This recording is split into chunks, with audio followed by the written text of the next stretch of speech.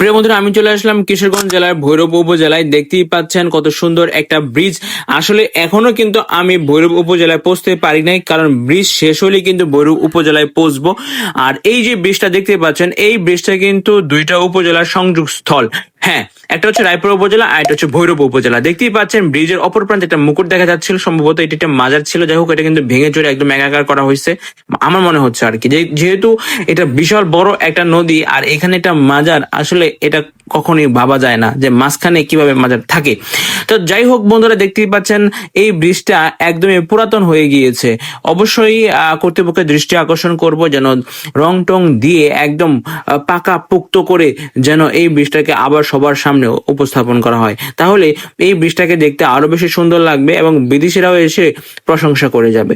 তো যাই হোক বন্ধুরা, আমি অলরেডি ব্রিজের নিচে চলে আসলাম এবং এইখানে আসতে না আসতেই ড্রাইভার মশাই আমাকে বলতেছে, মানে আশেপাশে যে ড্রাইভার গুলা ছিল তারা বলতেছে, তার আগে দেখে নিন এই সাইনবোর্ডে কি লেখা আছে। সাইনবোর্ডে লেখা আছে একটা রাস্তা গেছে কিশোরগঞ্জ আর একটা রাস্তা গেছে সিলেট। মানে বরাবর যদি যান তাহলে আপনি যেতে পারবেন সিলেট, আর বাম দিকে যদি মোড় নেন তাহলে যেতে পারবেন কিশোরগঞ্জ। হ্যাঁ, মোস্ট ইম্পর্টেন্ট, এখন যে জায়গা দিয়ে যাচ্ছি সেটা হচ্ছে জগন্নাথপুর এলাকাবাসী ভাষ্যের মধ্যে।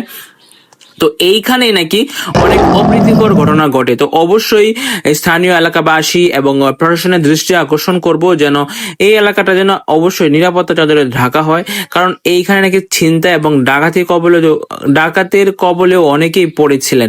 সো অবশ্যই কর্তৃপক্ষের দৃষ্টি আকর্ষণ করব, এলাকাবাসীর দৃষ্টি আকর্ষণ করব, আপনারা ঐক্যবদ্ধভাবে এগুলো নির্মূল করার জন্য চেষ্টা করেন। না হয় আজ হয়তো পথচারী আক্রমণ করেছে, কাল আপনার উপর আক্রমণ করতে পারে, কারণ সাপকে যত দুধ কলা খাবেন সাপ কিন্তু আপনাকে ছবল দিবেই। সো বন্ধুরা, অবশ্যই এদেরকে অ্যাভয়েড করবেন এবং নির্মূল করার জন্য চেষ্টা করবেন। অবশ্যই সবাই ঐক্যবদ্ধ হবেন, যৌথভাবে কাজ করবেন, তাহলে এগুলো নির্মূল করা সম্ভব। সো বন্ধুরা, দেখতেই পাচ্ছেন অলরেডি আমি একটা ব্রিজ ক্রস করে ফেললাম। এই দুই ব্রিজের মাঝখানেই কিন্তু ঘটনাগুলো ঘটে থাকে।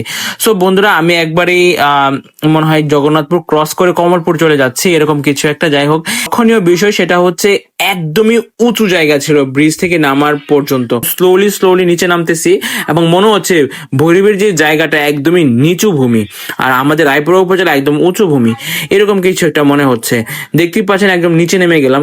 বিশাল উঁচু জায়গা দিয়ে আমি গিয়েছিলাম, কিন্তু এখন আমি একবার নিচে চলে এলাম। তাই এখন বোঝা যাচ্ছে যে ভৈরবের ভূমিটা অবশ্যই অনেক নিচু। তাছাড়াও সিলেটের ভূমিটাও কিন্তু অনেক নিচু, যার কারণে কিন্তু বন্যা কবলিত হয়ে থাকে। তো দূর থেকে একটা রেস্টুরেন্ট দেখতে পেলাম, সেটা হচ্ছে জান্নাত রেস্টুরেন্ট অ্যান্ড রিসোর্ট। আসলে রিসোর্ট কবে হলো সেটা জানি না, কিন্তু জান্নাত রেস্টুরেন্ট আছে ভৈরবের, এটা নাম অনেক শুনছি। তো অবশ্যই একদিন খাওয়ার জন্য চেষ্টা করব। আসলে যারা আমার শুভাকাঙ্ক্ষী আছেন অবশ্যই ইনভাইট করবেন যেন ফ্রিতে খেয়ে আসতে পারি। না, ফ্রিতে না, অবশ্যই টাকা জমিয়ে খাবো ইনশাল্লাহ। যাই হোক বন্ধুরা, দেখতেই পাচ্ছেন কত সুন্দর রাস্তাঘাট। এটাই হচ্ছে ভৈরব, কিন্তু ভৈরবের এই রাস্তাগুলো আসলে একটু ভাঙাচোরা, নজরদারি আওতায় আনতে হবে।